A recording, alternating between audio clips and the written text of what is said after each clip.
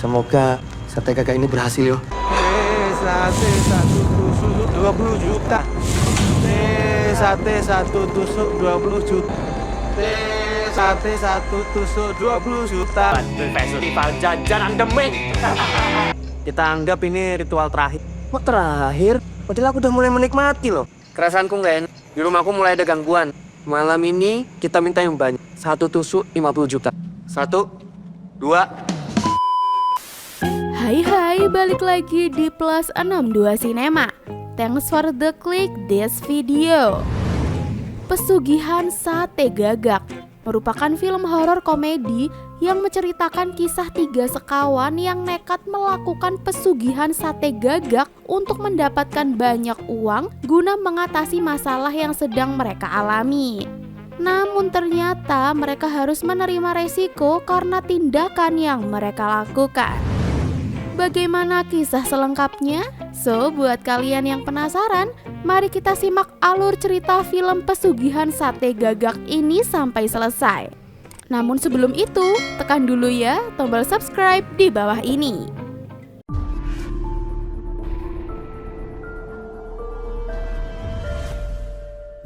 Awal film dibuka dengan seorang pria yang sedang bernyanyi di sekitar sungai dan berburu burung gagak. Sedangkan di atas jembatan ada seorang lelaki muda bernama Anto yang nampak galau dan merenung, sehingga membuat orang-orang berpikir ia akan mengakhiri hidup di sana. Kedua sahabatnya pun datang dan menariknya. Mereka adalah Dimas dan Indra. Kita sayang karo kowe, ayo.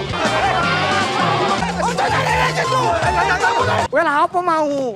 Uang kok ditulungi? Wong tuane Andini. Mas, kon aku rapi. Andini hamil toh? Mana nek? Scene beralih memperlihatkan Anto yang bekerja sebagai pegawai warteg. Di sana ia mencoba meminjam uang sebesar 150 juta kepada Pak Slamet si pemilik warung. Namun Pak Slamet tentu saja tidak punya uang sebanyak itu.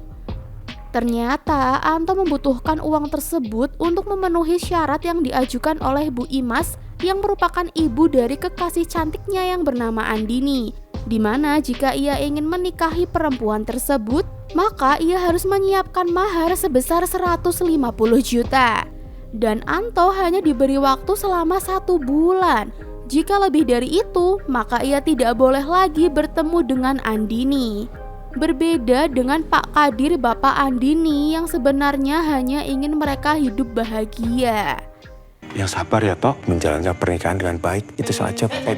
Anak Erik, awas kamu. Udah aku marahin, aman. Satu lagi. 150 juta. 150 juta, Bu. Serius, Bu? 1 bulan. Sing sabar toh. Setelahnya Anto nongkrong bersama 2 sahabatnya. Ternyata Dimas dan Indra juga memiliki masalah serupa terkait dengan uang. Dimas butuh uang untuk membantu usaha ibunya, sedangkan Indra ingin membeli charger ori yang sangat ia idam-idamkan. Aku yo pengen beli kabel charger HP ori. Hah? Kebutuhan orang kan beda-beda. Dalam obrolan tersebut, Anto menyeletuk tentang pesugihan yang tidak perlu tumbal manusia. Indra yang merupakan cucu dari Mbah Jati, sang dukun paling sakti di kampung mereka pun bercerita bahwa ada pesugihan yang tidak harus memberikan tumbal manusia, yaitu pesugihan sate gagak. Pesugihan sate gagak adalah pesugihan yang dilakukan dengan menjual sate gagak kepada setan atau demit untuk mendapatkan uang dari para demit tersebut. Mereka pun berencana untuk melakukannya. Di saat mereka sedang berada di depan rumah Indra, tiba-tiba datang debt kolektor yang menagih hutang Indra dan hanya memberikan waktu 1 bulan untuk melunasinya. Aman. Au. Arang bayar kapan utangmu? Kalau mama tak sita. Ojo macam-macam karo koncoku ya, Mas. Piro sih utangnya? 85 juta. Saya kasih kau 1 bulan depan. Kalau nggak bayar, awas. Jangan macam-macam sama Big Budet. Di sini akhirnya kita tahu ya guys ya, bahwa Indra mempunyai hutang sebesar 85 juta karena terkena penipuan pinjol. Mbak Jati kecelakaan, kaki sama tangannya misah. Aku disuruh foto KTP biar bisa bayar rumah sakit. Pantas kamu mau ritual. Iya toh, lawang aku wis mentok. Malam harinya, mereka memulai pesugihan sate gagak perdana mereka dengan burung gagak yang Dimas dapat dari tetangganya. Mereka masuk ke sebuah rumah angker. Anto mulai menyiapkan perlengkapan untuk dagang sate, sedangkan Dimas malah sibuk ingin membuat konten. Sindek. Ya wis, direkam deh. Iya toh, siapa tahu nggak penampakan. Konten. Ya filosofiku. Maaf.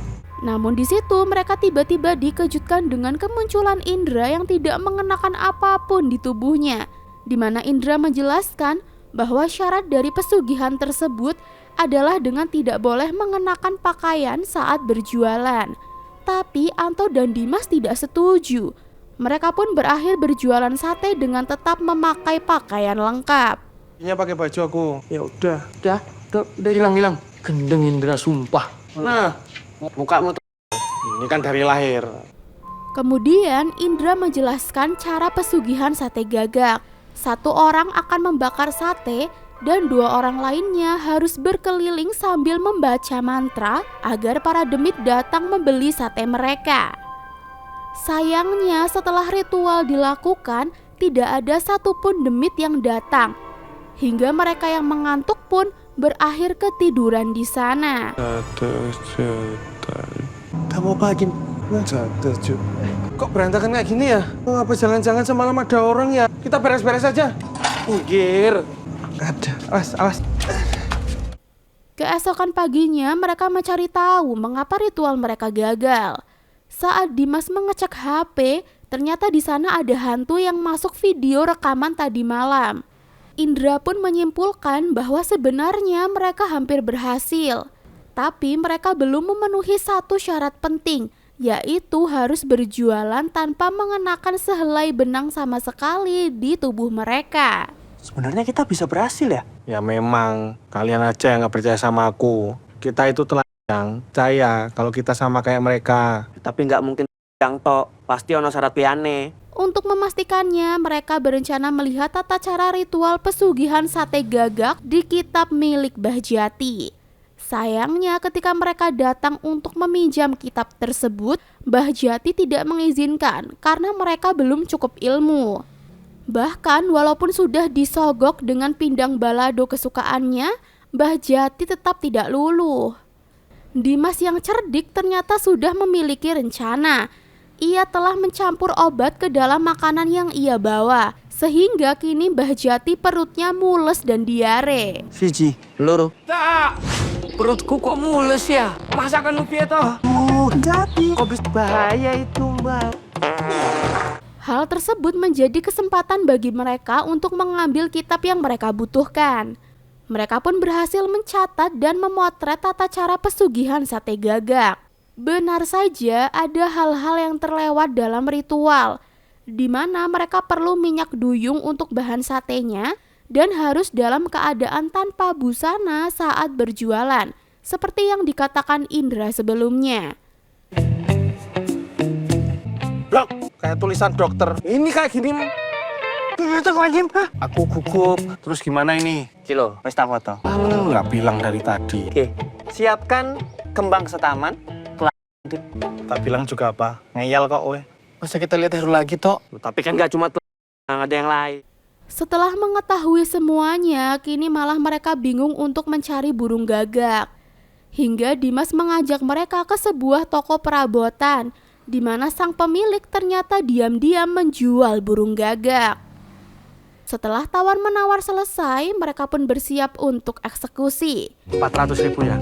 800.000. Ini. Pak, 400.000. Nek ritualnya berhasil, kami langgan. Hil. Nah, ini solusi. Kok gampang? Kata lo gagaknya, mau yang liar nih, mau buat mabit ya. Aja. Malam harinya mereka datang ke kuburan. Kali ini mereka melakukan sesuai dengan petunjuk, yaitu berjualan dengan tidak mengenakan baju sama sekali, hingga ketiganya pun merasa geli sendiri melihat tubuh satu sama lain. Syarat-syaratnya ada. Mana bawahnya berurat lagi? Daripada heromu, ireng lembab.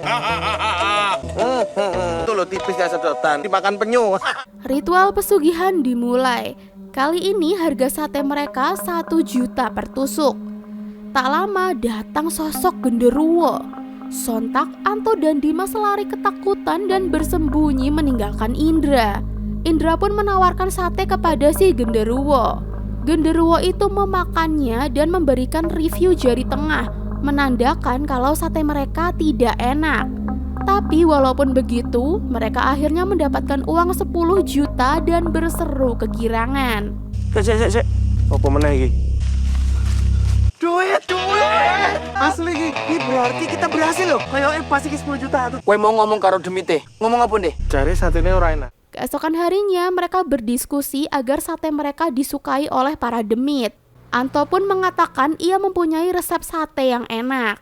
Di tengah obrolan, tiba-tiba datang Andini yang mengomel karena Anto tidak pernah membalas chatnya. Anto beralasan bahwa ia tengah sibuk untuk mengusahakan pernikahan mereka. Andini pun mencoba untuk mengerti. Kan Mas begini tuh kamu buat kamu. Dah gini, Sang, Mas lagi kerja. Andini kesayanganku. Diam semua. Diam kamu. CEO perusahaan ini. Sudah angkat kan? Masih ada yang berisik.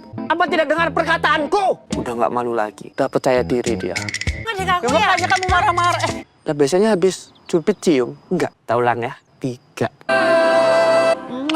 Agak kasar gitu ya, Dek. Selanjutnya, dengan persiapan yang lebih matang dan resep sate baru, 3 sekawan itu kembali dagang sate di sebuah pabrik tua. Mereka pun segera melepas pakaian dan membaca mantra, di mana kali ini harga sate naik menjadi 1 tusuk 20 juta. Para demit perlahan datang dan ternyata sangat menyukai sate mereka, hingga mereka akhirnya mendapatkan banyak uang.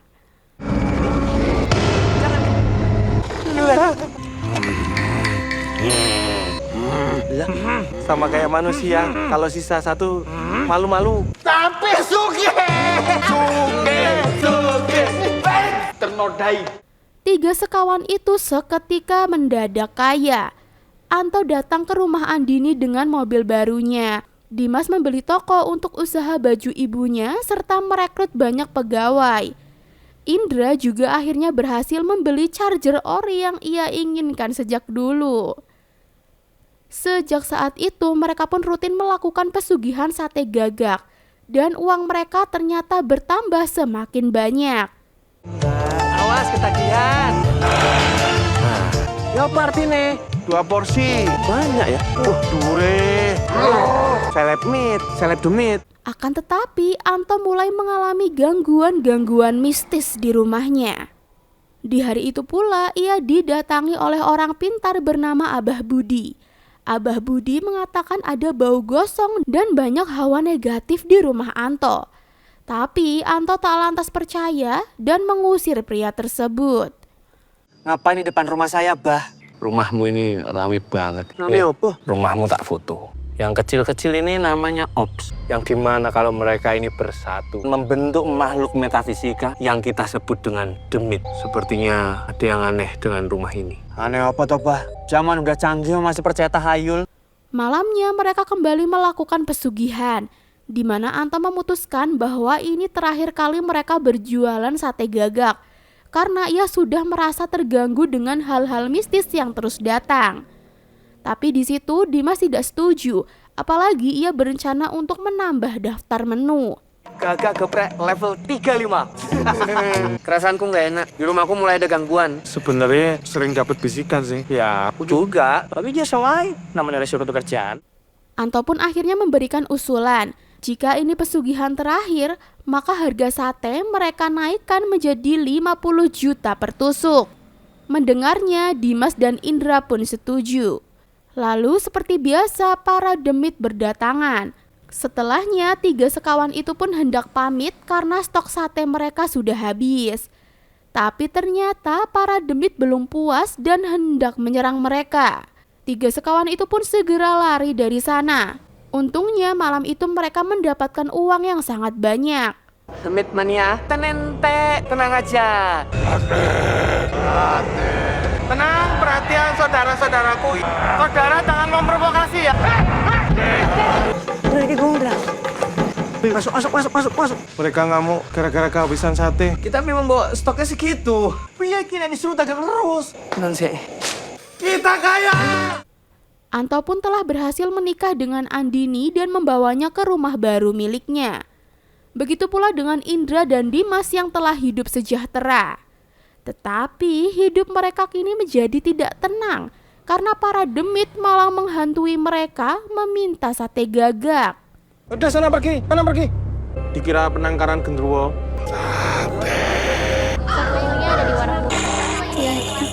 Melebu aku ya.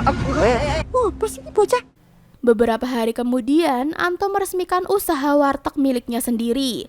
Di sana ia juga mendapatkan kejutan dari Andini yang ternyata positif hamil. Ia pun sangat senang. Namun tiba-tiba Andini merasa lemas dan tidak enak badan. Langsung saja mereka bergegas ke rumah sakit. Untungnya Andini tidak kenapa-napa dan hanya butuh istirahat. Bu anaknya nih loh, senyum-senyum loh. Andin? Hah? Kenapa? Kamu hamil? Repotong! Dek! Ke rumah sakit! Aman, Tok. Aman. Kapan-kapan ya, Tok. Gimana toh? Ini masih sama Dimas. Warung udah tak tutup. Aman. Piye Andin? Katanya Andi cuma butuh istirahat aja. Di malam hari, Andin tampak tengah gelisah dalam tidurnya. Ia didatangi oleh para demit yang meminta sate. Anto segera membangunkan sang istri dan menenangkannya. Andini pun menceritakan mimpi buruk yang ia alami. Mimpi buruk, Mas. Kayak demit, Mas. Mimpinya apa? Mereka minta sate, Mas. Setelahnya, Anto memutuskan untuk benar-benar tobat dan berhenti melakukan pesugihan sate gagak karena tidak ingin membahayakan istri serta anaknya. Tetapi lagi-lagi Dimas tidak setuju dan pertengkaran pun terjadi. Sayang juga loh toh kalau berhenti sekarang. Solusinya cuma satu, Tok. Kita ritual, beres. Nek kita ritual meneh, kita jadi budak demit. Aku salah gak, Tok? Hah? Ndra, aku salah, Ndra? Tok iling, Tok. Kowe iso rabi. Gara-gara opo? Ritual. Anakmu arep mbok pangani opo? Makan ya tinggal makan. Weh! Ingan kowe, Tok. Ya aja ngomong kaya ngono. Asal aku nikah kundeng wis ket mau ritual dhewe kono. Aku ritual karo Indra. Tak buktino, Tok. Kowe iki balungan cere. Gak tau diri. Keadaan Andini kini semakin parah. Ia terkena demam tinggi. Anto yang panik akhirnya memanggil Abah Budi. Ketika datang ke rumah Anto, Abah Budi langsung melihat penampakan Poci yang mengintip mereka. Abah Budi pun menjelaskan bahwa jika ingin menyelamatkan Andini, maka Anto harus melakukan ritual obong bondo, yaitu membakar sebagian harta miliknya untuk pembersihan. Anto pun menyetujuinya. Jelas, Ki. Pesugihan apa yang sudah kamu lakukan? Sate gagak, Mbak. Saya sudah menduga itu. Mbak, apapun akan saya lakukan, Pak. Kamu harus melakukan ritual obong bondo yang sudah kamu dapatkan dari pesugihan tersebut sebagai simbol pembersihan. Di sisi lain, Dimas dan Indra kembali melakukan pesugihan sate gagak, di mana kali ini sate mereka menggunakan resep Dimas dan harganya juga naik menjadi 200 juta per tusuk. Bersamaan dengan itu, Anto dan Abah Budi telah siap untuk melakukan ritual pembersihan. Anto telah menyiapkan uang yang akan ia bakar. Di luar tampak orang tua Andini datang. Mereka terkejut karena ada banyak burung gagak di sekitar rumah. Mereka pun masuk dan kembali dibuat kaget dengan keadaan Andini. Anto pun berjanji akan menjelaskan semuanya nanti. Pak, manukmu akeh banget. Aku kok koyo limbat ya. Badannya panas banget, Pak. Siapa itu? Kamu tuh Andini. Kamu tenangkan dulu. Andini kenapa toh? Nanti saya jelaskan, tapi ini biar kami selesaikan dulu. Tiba-tiba Andini kesurupan. Abah Budi pun menyuruh Anto untuk segera membakar uangnya. Namun anehnya korek api itu tidak mau menyala. Abah Budi pun mendesak Anto untuk jujur. Ia menduga bahwa Anto tidak melakukan pesugihan sendiri. Ternyata selama Dimas dan Indra masih melakukan pesugihan itu, maka gangguan akan terus datang. Nggak bisa, Pak. Kamu ngaku. Koyone, kamu nggak dewenan ya? Di mana mereka sekarang? Anto pun menelpon Indra. Ia meminta agar mereka berhenti karena nyawa istrinya terancam. Namun Dimas tetap tidak mau dan lanjut berjualan hingga membuat Indra emosi. Tiba-tiba para demit di sana tampak sakit perut dan muntah-muntah akibat bumbu sate buatan Dimas. Mereka pun pergi begitu saja tanpa membayar. Segera setelah itu, Indra mengajak Dimas pergi menuju rumah Anto. Iki wis ra beres iki, Dim. Pokoknya aku arep nunggu Anto. Kowe melu apa ora? Kuwi urusanmu. Di rumah Anto, Andini terlihat sudah sadar setelah ditepuk-tepuk menggunakan daun kelor. Tapi tak lama dari itu, gangguan kembali datang. Bu Imas tiba-tiba kesurupan. Abah Budi segera menanganinya. Bu, aku yang kesurupan, Bu. Demit teko. Demit mana? Di tengah kekacauan itu, Indra dan Dimas telah sampai di sana. Ternyata Abah Budi mengenal Indra. Mereka pun jadi mengobrol asyik melupakan Bu Imas yang kesurupan. Hingga keadaan di rumah itu makin keos. Abah Budi pun segera tersadar. Ia menolong Anto yang tengah diserang oleh Bu Imas. Mbak Jati, ini kabar sehat? Ini muridnya Mbak Jati. Lim, kamu nih! Gimana ini, Pak? Anto segera kembali membakar uangnya. Namun ternyata korek api masih belum bisa menyala. Bahkan kini para demit telah menunggu di depan rumah. Dan tak lama berhasil masuk lalu menyerang Dimas dan Indra.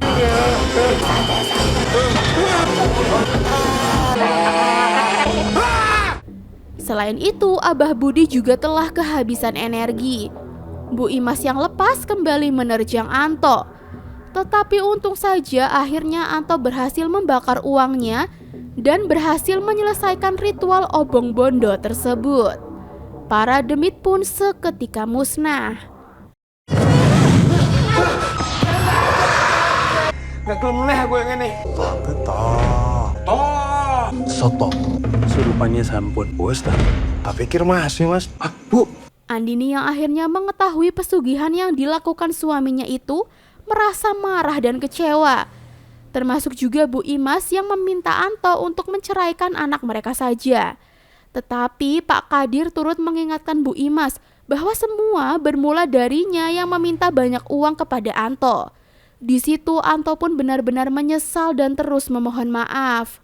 Mas Indrani, aku yang ngerti Anto pancen salah. Ngomong aja sembarangan. Kabeh iki kedaden yo gara-gara tuntutanmu. Semua orang berhak berbagi dengan caranya masing-masing. Yo termasuk Anto dan Andini. Paham? Nyona Puro, saya janji Bu, gak akan diulangi lagi. Saya janji, jadi aku ngelakuin terpaksa deh. Aku sayang kamu.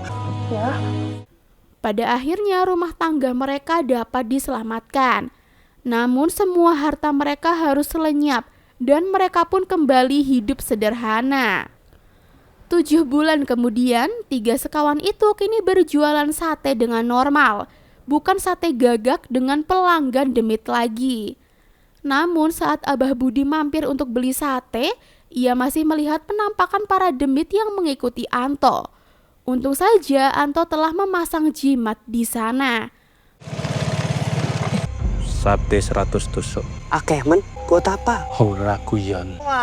Kurang ajar ngono kuwi. Kamu tuh tak selamatkan. Di rumah lagi ada acara keluarga. Setan memang tidak pernah menyerah.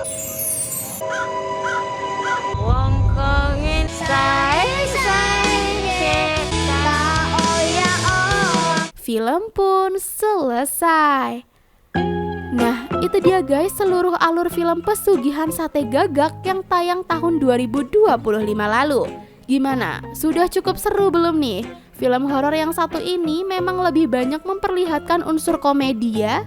Penampilan para demit di sini juga tidak terlalu seram dengan jumpscare yang minim. Tapi secara keseluruhan, film ini sangat fresh dan menghibur. Pesan moral juga kita dapatkan, di mana jika ingin sesuatu, sudah sepatutnya manusia hanya meminta kepada Sang Pencipta, bukan kepada demit yang akhirnya hanya membawa malapetaka.